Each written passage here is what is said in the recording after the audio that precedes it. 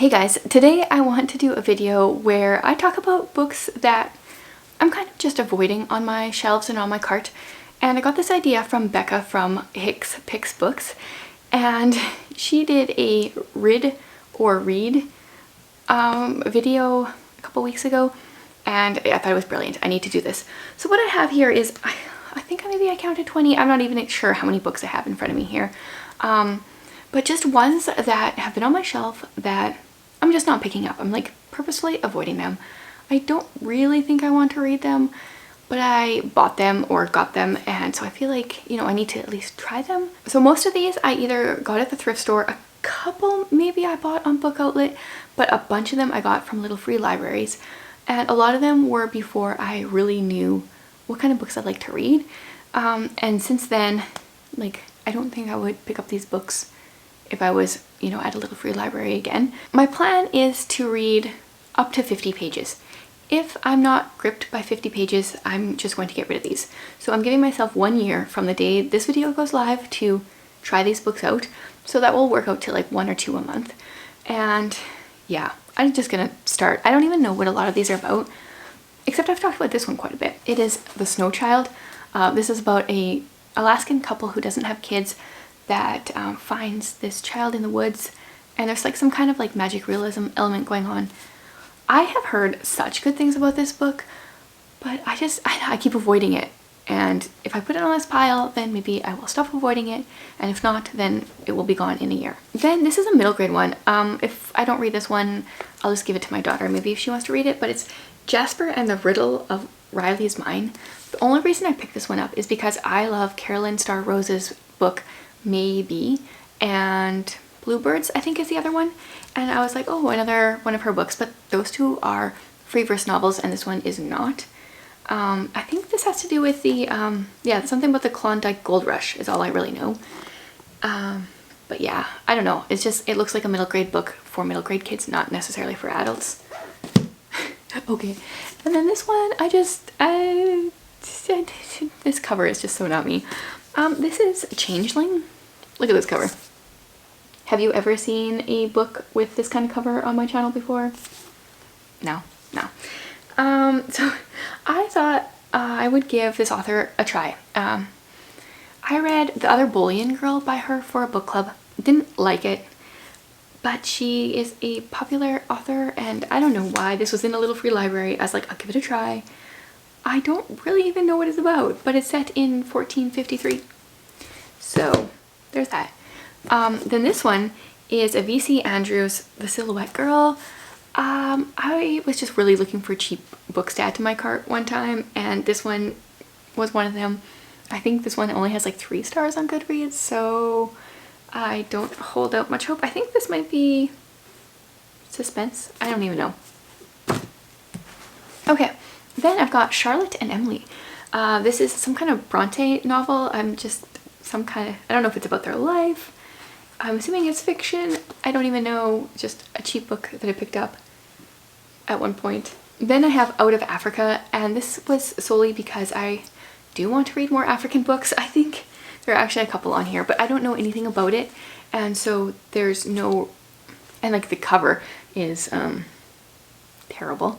There's nothing making me pick this book up because it looks boring, and there's no description except maybe over here. It's a classic memoir of her life in Africa. So maybe if I heard someone talk about it, it would sound interesting, but I don't know anything. Okay, then I have The Way of Shadows by Brent Weeks. I got rid of his Light Prism, whatever that series is, a couple months ago, and I still had this book from a thrift store, so yeah, I don't know, give it a try. Some kind of fantasy something. I'm so good at book descriptions. Then I have Ted Decker's Adam. I liked Ted Decker in high school and shortly after, but him and I don't really see eye to eye anymore, or I don't know, I just haven't liked his recent books that I've read, or his books that I've read recently. But I got this one, so I guess I gotta give it a try or get rid of it. Okay. And the cover on this one. Okay, so the only reason I picked this book up is called Spotted Hemlock The only reason I picked this one up is because this was my first experience at a little free library and I didn't recognize any of the books in the library. But this one I was like, oh, it's like a mystery. And then I didn't realize until I got in the vehicle, like, gory photo there. College pranks turn into deadly deeds in Spotted Hemlock, Gladys Mitchell. I have no idea. I just was excited for free books, and so I picked that one up. Then we got a couple middle grade ones here. This is Elijah of Buxton. Yeah, this is just one I picked up at a little free library, I think, and because it was a Newbery Honor book. But it's been on my cart for almost a year, probably an entire year, and I haven't picked it up. So I need to either give it a try or get rid of it. Okay, and then I got Mockingbird. I don't even know anything about this one. Again, the only reason I picked it up is because it's just one that I see often at thrift stores and stuff, and so it's like, must be popular. I have book FOMO. That is what this comes down to.